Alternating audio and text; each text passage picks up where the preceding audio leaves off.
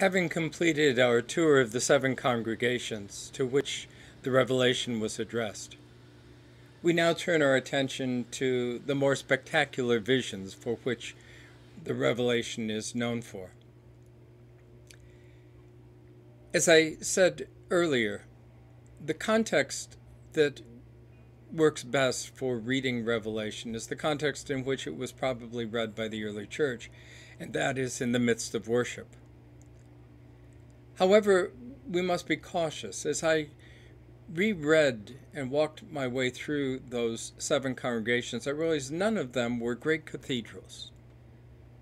We're talking about people's living rooms, dining rooms, perhaps catacombs, a cemetery here or there.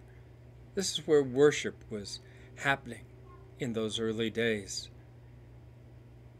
How do the pictures that Revelation paints play in those kinds of scenes? Keep that in mind as you listen. As I said earlier, this isn't a detailed, what does this mean kind of approach to Revelation, but rather, what are we hearing? And so again, I remind you that as you listen and as you read, pay attention to what you're hearing, what you're seeing. We left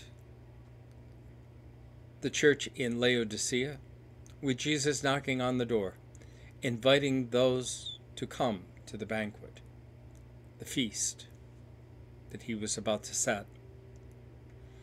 As we turn down to chapter 4, the door to heaven is open.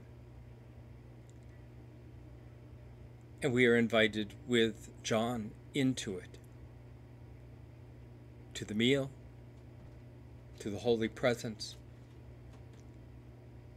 to the struggle. We're given a picture of God that rivals anything that Steven Spielberg could imagine. In fact, as I read the description of God in this 4th chapter, I'm reminded of The Wizard of Oz, and that scene where Dorothy and her traveling companions encounter the marvelous Oz in all of his mystery, before Toto rips back the curtain and exposes the truth. Here is God in all technicolor splendor, awesome, beyond anything that we can imagine, and yet not removed from us. Heaven was not another place. It was all part of God's creation. It was that which was separated by the great dome in the sky.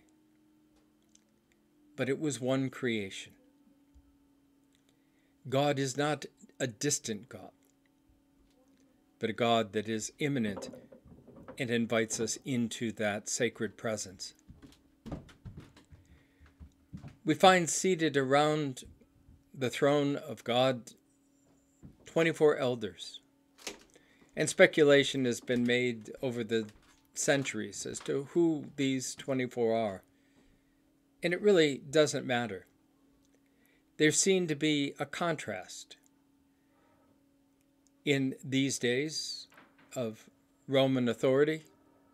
There were always those political hanger-oners, that were just trying to get a piece of the power, of the glory. Unlike those who were seeking for themselves, these 24 elders gather around the throne to worship God. And in the end, will take those symbols of authority, the crowns or the wreaths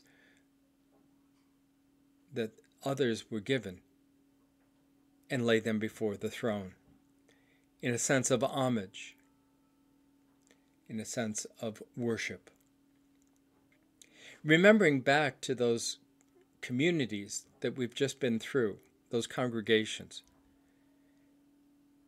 No one in those congregations could really have ever anticipated such honor and glory, not in earthly terms.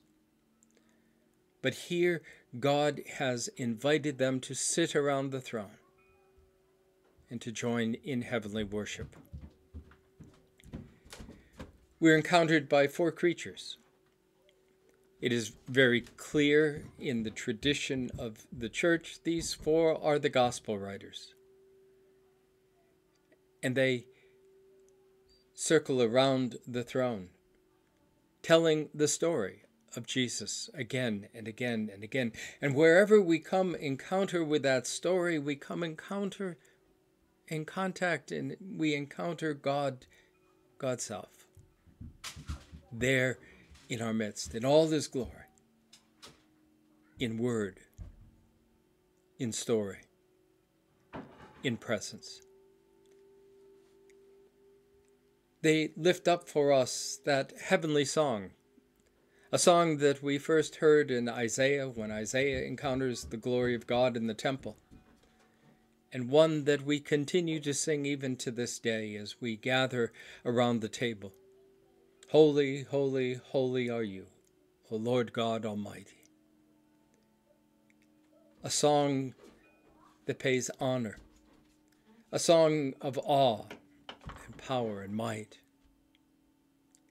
a song that puts us in our proper perspective when we come before God. This is the holy worship. This is what awaits us all as we pass through heaven's door. So what did you hear? What were those visions that you saw, that these words conjured up for you? What did it look like? Could you draw it? Could you paint it? Could you describe it to someone else? What kind of words might you use? And what is your vision of God, of heaven, of heavenly time?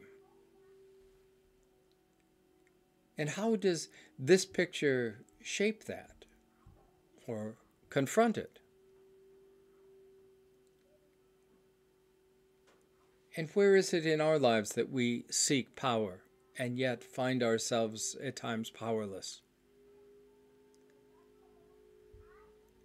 What's going on in our world to which this mighty picture of a mighty God calls into question? As we stand before the one who is, what difference does that make in our lives with how we see ourselves, how we see the world, how we treat each other, and how we face the future? Knowing that we have one so powerful around whose throne we gather. What are the earthly kingdoms in comparison? Thank you.